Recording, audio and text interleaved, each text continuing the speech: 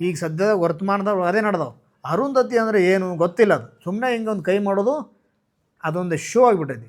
ಅದನ್ನು ತೋರಿಸೋದು, ಫೋಟೋ ಹೊಡೆದು ಮುಗೋದು, ಒಂದಿಷ್ಟು ಹೂ ಆರಿಸೋದು. ಇದು ಶೋಕಿಗೆ ಮಾಡೋದಲ್ಲ.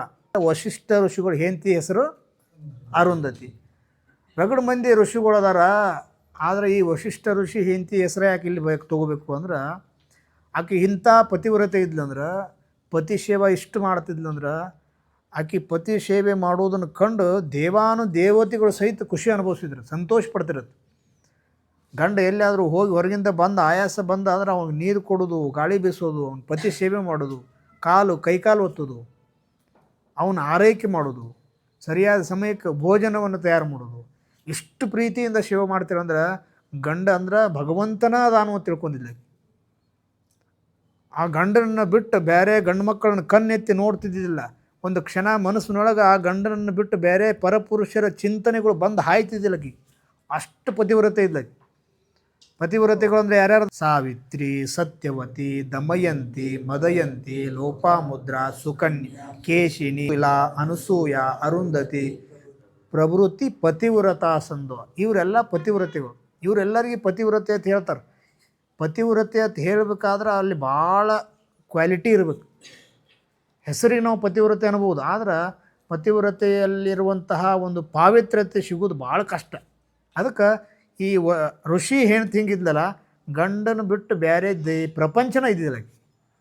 ಕುಂತ್ರ ಗಂಡ, ನಿಂತ್ರ ಗಂಡ, ದೇವರ ಪೂಜೆ ಮಾಡುವಾಗ ಸಹಿತ ಗಂಡನ ಹೆಸರು ಜಪ ಮಾಡ್ತಿದ್ಲ. ಆದರೆ ದೇವರ ಪೂಜೆ ಮಾಡುವಾಗ ಗಂಡನ ಹೆಸರು ಜಪ ಮಾಡ್ಯಾಳ ಅಂತ ಹೇಳಿ ದೇವ್ರ ಅಕ್ಕಿ ಕೆಟ್ಟ ಮಾಡಿದ.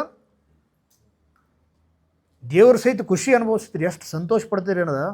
ಈಗ ಎಷ್ಟು ಗಂಡನ ಮೇಲೆ ಎಷ್ಟು ಪ್ರೀತಿ ಅದಾಳ, ಎಷ್ಟು ಭಕ್ತಿ ಅದಾಳ ತಿಳ್ಕೊಂಡು ಆ ದೇವರು ಸಹಿತ ಆಕೆ ಹರಿಸ್ತಿದ್ರಂತ ಮ್ಯಾಲೆತ್ತು. ಅಂಥ ಒಬ್ಬ ಉತ್ತಮವಾಗಿರೋಂಥ ಹೆಣ್ಮಗಳಾಕಿ. ಅದಕ್ಕೆ ಇನ್ನೆಲ್ಲ ಪತಿ ಸೇವೆ ಮಾಡೋದನ್ನು ನೋಡಿ, ಈಕೆಯಲ್ಲಿರುವಂತಹ ಪತಿವ್ರತ ಮನೋಭಾವ ನೋಡಿ ಎಲ್ಲ ದೇವರುಗಳು ಒಂದು ಸಾರಿ ಪ್ರತ್ಯಕ್ಷ ಆಗಿ ಆಕೆಗೆ ಒಂದು ವರ ಕೊಡ್ತಾರೆ. ಏನಂದ್ರೆ, ನೋಡುವ ಅರುಂಧತಿ, ನೀನು ಪತಿ ಸೇವೆಯನ್ನು ಮಾಡಿ ನಮ್ಮೆಲ್ಲರಿಗೆ ದೇವತೆಗಳಿಗೆ ಪ್ರೀತಿ ಪಾತ್ರಳಾಗಿ, ಅದಕ್ಕೆ ನಿನಗೇನು ಮಾಡ್ತೀವಿ ಅಂದರೆ ಒಂದು ಆಶೀರ್ವಾದ ಮಾಡ್ತೀವಿ.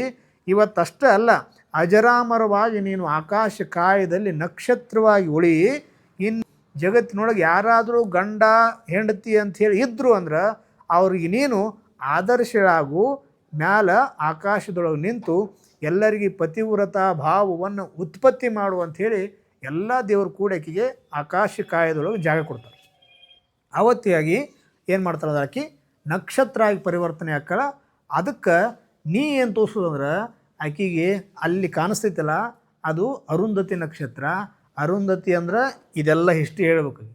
ಅರುಂಧತಿ ನಕ್ಷತ್ರ ಇದು ಬರೀ ಪಿಕ್ಚರ್ದಾಗ ಹಿಂಗೆ ಕೈ ತೋರಿಸೋದು, ಫೋಟೋ ಹಿಡಿದು ಇದೆಲ್ಲ ಈಗ ಸದ್ಯದ ವರ್ತಮಾನದಾಗ ಅದೇ ನಡೆದವು. ಅರುಂಧತಿ ಅಂದರೆ ಏನು ಗೊತ್ತಿಲ್ಲ, ಅದು ಸುಮ್ಮನೆ ಹಿಂಗೆ ಒಂದು ಕೈ ಮಾಡೋದು, ಅದೊಂದು ಶೋ ಆಗಿಬಿಟ್ಟೈತಿ. ಅದನ್ನು ತೋರಿಸೋದು, ಫೋಟೋ ಹಿಡಿದು ಮುಗೋದು, ಒಂದಿಷ್ಟು ಹೂ ಆರಿಸೋದು. ಇದು ಶೋಕಿಗೆ ಮಾಡೋದಲ್ಲ. ಏನು ಮಾಡ್ಬೇಕಂದ್ರೆ ಈ ವಿಷಯ ಅದೊಂದು ತಿಳಿಸ್ಬೇಕೀಗ. ಈ ಇಂಥ ವಿಷಯಗಳು ಹೆಣ್ಮಕ್ಳಿಗೆ ತಿಳಿದಾಗ ಏನಾಕವ, ಅವರಲ್ಲಿ ಮನಸ್ಸಿನಾಗ ಭಾವಗಳು ಹುಟ್ಕೋತಾವಿಲ್ಲ. ಹೌದಪ್ಪ, ನಾನು ಇನ್ಮೇಲೆ ಆ ರೀತಿ ಸೇವೆ ಮಾಡಬೇಕು. ಗಂಡ ಪತಿಯೇ ಪರದೈವ ಅಂತ ಹೇಳ್ತಾರೆ. ನನ್ನ ಗಂಡನ ಸೇವೆ ನಾನು ಮಾಡಬೇಕು. ನನ್ನ ಜೀವನ ಇನ್ನು ಯಾವುದಕ್ಕೂ ಅಲ್ಲ, ನನ್ನ ಗಂಡನ ಸೇವೆ ಮಾಡೋಕೆ ನನ್ನ ಜೀವನ. ಇನ್ಕತಕ ಏನು ಮಾಡೇನೋ ಗೊತ್ತಿಲ್ಲ. ಇನ್ನು ಮೇಲೆ ನನ್ನ ಪರಮ ಕರ್ತವ್ಯ ಯಾವುದು ಅಂದ್ರೆ ಅದು ನನ್ನ ಗಂಡನ ಸೇವೆ ಮಾಡೋದು ಅನ್ನುವಂಥ ಭಾವ ಆ ಹುಡುಗಿಯಲ್ಲಿ ಬತ್ತು ಅಂದ್ರೆ, ನೀವು ಎಷ್ಟು ಒಂದು ತಾಸರೇ ಪೂಜೆ ಮಾಡಿದ್ದು, ಏನೆಲ್ಲ ನೀವು ಪೂಜೆ ಮಾಡಿದ್ದು ಸಾರ್ಥಕ ಯಾವಾಗ ಆಕೈತಿ ಅಂದ್ರೆ ಆಕೆಯಲ್ಲಿ ಆ ಮನೋಭಾವ ಬಂದಾಗ ಅದನ್ನು ಆಕೆಗೆ ತಿಳಿಸಿ ಆ ವಿಷಯ ಆಕೆಗೆ ಹೇಳಿ ಆ ಹುಡುಗ ಅಂತ ತೋರಿಸ್ತಾನೆ. ಏನು ನೋಡಲ್ಲಿ ಮ್ಯಾಲ ಅರುಂಧತಿ ನಕ್ಷತ್ರ. ಅರುಂಧತಿ ಅಂದ್ರೆ ಇಂತಹ ಋಷಿಯ ಒಬ್ಬ ಹೆಂಡತಿ. ಆಕೆ ಪತಿ ಸೇವೆ ಮಾಡಿ ನಕ್ಷತ್ರಗಳಲ್ಲಿ ಒಂದು ಸ್ಥಾನವನ್ನು ಪಡ್ಕೊಂಡಾಳ. ಹಂಗೆ ನೀನು ಕೂಡ ಪತಿ ಸೇವೆಯನ್ನು ಮಾಡಿ ಉತ್ತಮವಾಗಿರುವಂಥ ಧರ್ಮಪತ್ನಿಯಾಗಿ ಪತಿವ್ರತ ಶಿರೋಮಣಿಯಾಗಿ ನಿನ್ನ ಜೀವನವನ್ನು ಸಾಗಿಸುವ ಅಂತ ಹೇಳಿ ಆಕೆ ಹೆಗಲ ಮೇಲೆ ಕೈ ಹಾಕಿ ಒಂದು ಕೈ ತೋರಿಸಿ ಆ ನಕ್ಷತ್ರ ದರ್ಶನ ಮಾಡಿದೆ ಅಂದ್ರೆ ಅದರಷ್ಟು ಪುಣ್ಯ, ಅದರಷ್ಟು ಒಳ್ಳೆಯ ಭಾವನೆಗಳು ಗುಣಗಳು ನಿನ್ನಲ್ಲಿ ಬರ್ತಾವತ್ತೆ ಆ ಹುಡುಗ ಆಕೆಗೆ ಹೇಳಿ ಆವಾಗ ಅದನ್ನು ತೋರಿಸ್ಬೇಕು. ಇದು ಅರುಂಧತಿ ನಕ್ಷತ್ರ. ಸುಮ್ಮನೆ ಶೋಕಿ ಅರುಂಧತಿ ನಕ್ಷತ್ರ ಎಲ್ಲ ನೋಡ್ತೀವಿ ನಾವು. ತೋರಿಸಿ ಹೆಗಲ ಮೇಲೆ ಕೈ ಹಾಕು, ಬಲಗೈ ತಗೋ ಹಾಕಿದು, ಅಲ್ಲಿ ತೋರಿಸು, ಆಕೆಗೆ ಹೇಳು ಅಲ್ಲಿ ಅರುಂಧತಿ ನಕ್ಷತ್ರ ಐತಿ ಹೀಗೆಲ್ಲ. ಅದನ್ನು ಹೇಳಬೇಕು.